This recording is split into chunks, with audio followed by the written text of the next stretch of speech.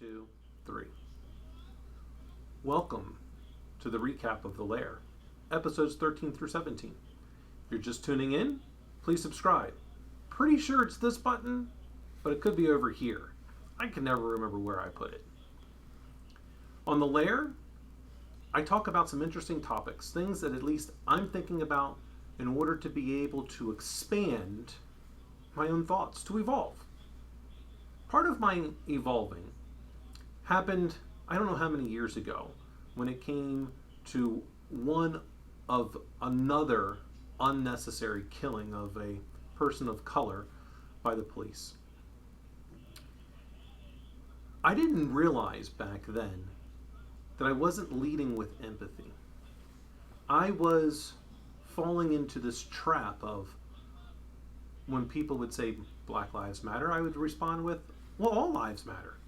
I didn't realize the opportunity that I lost. It was gone. Because if I was leading with empathy at that time, I would have put myself in a person of color's shoes and said, you're right. Black lives do matter. Because at that time of crisis, that's where you focus. You focus on what is the problem there. We all know all lives matter. People of color are certainly not getting a fair shake at things. And I believe a lot of this has to do with education, meaning that education dollars, the funding, comes from primarily property taxes as far as I know. So that means the disadvantaged cities are never going to be able to compete from an education perspective with those that are of much more prominence. Where I grew up in Maryland, our schools were some of the best, unlike Baltimore City. But I digress. My first guest in this recap is Alex Foster. Alex is a pure example of leading with empathy. I think everything she does, she is doing it with empathy in mind. And so I had a conversation with her. And one of the questions that I asked her, as a parent, how do you talk to your son about racism? Here's a small clip about one of the things that she has said. And there's many other topics that we talked about when it came to the Black Lives Matter topic. Check out Alex now. No, I don't know. Lots of prayer. I'm a faith-based person, but you know what? And again, this comes back to the community too, and having different perspectives. I really am passionate about giving him different outlets to express himself, making sure he has words. So we try, I think we heard this guidance when we were in parents, and you read all the books and all the articles about what to do and what not to do. And it was like, don't use baby words, use real words with your children so they have a language. And the one thing that I'm certain of, and we learned this in our program, right? In order to have a true dialogue about something, you have to have a language with which to have that dialogue, right? And so it's about making sure that he knows words like injustice, just as much as he knows the word justice, right? And he can talk about those things in a way that he's confident. I know that I will have to have those conversations one day. I don't know. I'm glad, I'm fortunate to have a good network. And so I'd probably be leveraging my network, whether that's family, friends. 1, 2. Alex, again, I just want to thank you for coming on. I hope you will come back on because we have to at least talk about your goal of potentially becoming an executive coach. Next, we move to Julie Holdren. I've known Julie for several years. She has won several awards as an executive in the DC area. What I was thinking about when I was talking with Julie was, we've got COVID-19 going on, all this contact tracing in terms of the applications that are being developed. What's the security like on them? I'm not too confident. Mainly because I don't trust the stewards of that data. So for all those employers that are looking at enforcing a contact tracing app, be sure the security and the privacy of that data is being kept appropriately. So I asked Julie, hey Julie, what's going on in the rest of the world? What are you hearing about contact tracing? And we talked about other things. But one of the questions I asked her is, what's going on in some other countries? Listen to what she has to say about one of her colleagues that's over, I believe, in the Middle East. One, two. Scenarios is discussing just a case study. So the world is flat, and obviously this pandemic has impacted to a global audience.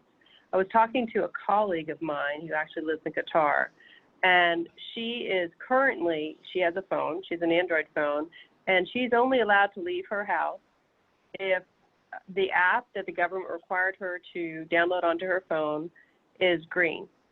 And the only places that are open currently in Qatar and Doha are pharmacies and grocery stores, and then there's a stay-at-home order.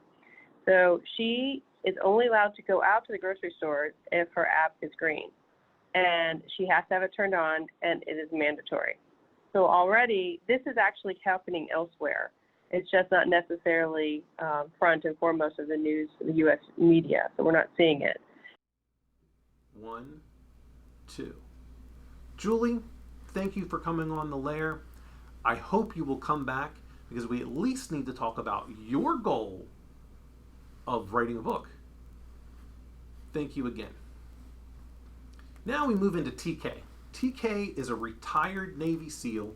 He doesn't talk about all of the different things about what he did as a Navy SEAL. And I gotta take my hat off to the guy, because that's how I was taught. Those people that talked a lot were not necessarily the ones that you wanted to be around. TK talks about how that's changing a little bit inside the SEAL community, because perhaps the Navy is turning the SEALs more into like a business. So this way, when these guys get out, they have some type of future. I'm not sure if that's exactly what he means, but tune in and find out. But the question that I asked TK, because I strive to be a leader like he is. He's one of my mentors. I find him fascinating when we talk about a lot of topics when it comes to leadership. So I asked TK, hey, TK, what is a good leader? Hear TK's response. He was just the best decider. He made the best decisions, right? And that, when you really think about that, he was totally invested in accepting the constructive criticism from, in large measure, men that were, while they were junior in rank to him, were older and more experienced, who understood the construct between boss and subordinate and wanted to coach him. TK, I thank you and appreciate you coming on The Lair. I hope you will come back soon. There are plenty of things that we can talk about, and I'm sure for those that are viewing this, there's plenty of things they can learn from you as well. And besides, we need to talk about your progress on what's going on with your supplements, because you had talked about possibly getting sponsored. You also talked about how you want to become a CEO of a larger company at some point, and I'd love to hear the progress on both of those things, as well as it's always great to catch up with you. On the next episode, we start talking about Bitcoin, and my friend Andre Kostylev is a Bitcoin enthusiast. Andre talks about the history of Bitcoin and when he started investing, and whether or not you should invest too. I asked Andre, how many Bitcoins are there? And when is the last Bitcoin going to drop?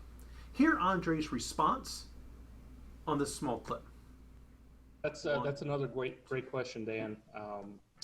The reason Bitcoin has value is pure supply and demand.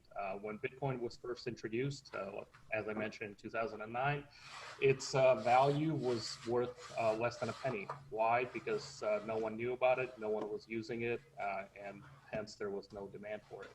But as more and more people started to see and make the use case for it, the value has grown from less than a penny back about 11 years ago to about $9,500 today. And back in 2017, it got up as high as $20,000 a coin. So the value definitely derives from the supply and demand, and it's also hard coded into the code itself.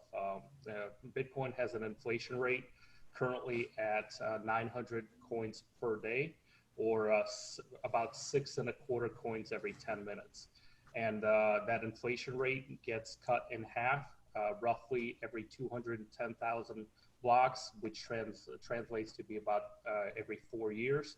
And it's going to be happening until the year 2140, at which point the last Bitcoin will be created, and no more will be created after that. And the total supply of Bitcoin is going to be about exactly 21 million coins. Andre, thank you again for coming on The Lair. I know you're going to be back because you're on the very next episode with your partners at AFIN Family Wealth Management. Joining Andre are the two co-founders of AFIN Family Wealth Management, Colin and Michael. Colin and Michael, and Andre for that matter, we're talking about now that we've issued all of this debt as a country, what do we do with it? Is this a good thing? Is this a bad thing? Could it backfire on us? Hear their response about whether or not it's a good thing or a bad thing.